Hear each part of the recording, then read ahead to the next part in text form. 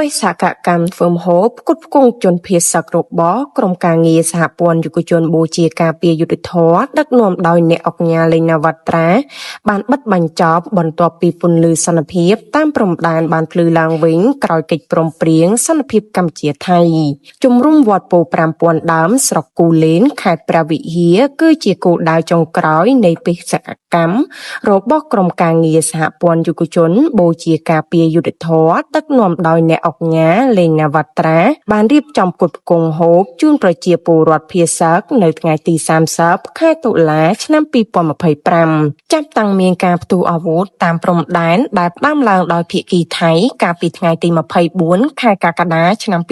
2025ក្រុមយុវជនរបស់ក្រុមការងារសហព័ន្ធយុវជនបូជាការពារយុត្តិធម៌រាប់រយនាក់ក៏បានផ្ដើមសមរភូមិដែរគឺចុះផ្គត់ផ្គង់ម្ហូបជូនប្រជាពលរដ្ឋភៀសសឹកក្នុងខេត្តឧត្តរមានជ័យនិងខេត្តព្រះវិហារដែលមានប្រមាណ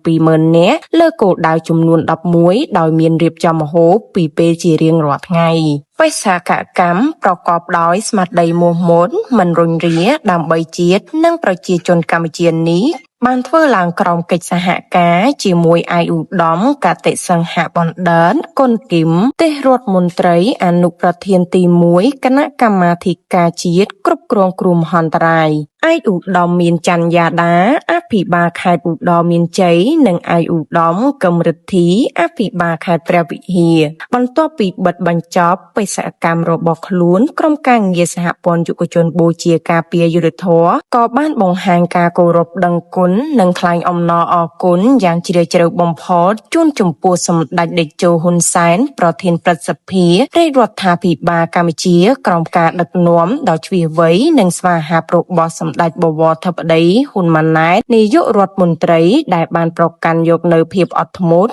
ដោះស្រាយបញ្ហាដោយសន្តិវិធីជៀសវាងសង្គ្រាមកាន់តែរីកធំឡើងក្រុមការងារសហព័ន្ធយុវជនបូជាការពារយុត្តិធម៌បានគាំទ្រនិងបញ្ជាក់ថាការបង្កើតបានកិច្ចព្រមព្រៀងសន្តិភាពពិតជាមានតម្លៃជាសាវ័នសម្រាប់ពលរដ្ឋខ្មែរនិងជិតខាងដែលស្រឡាញ់សន្តិភាព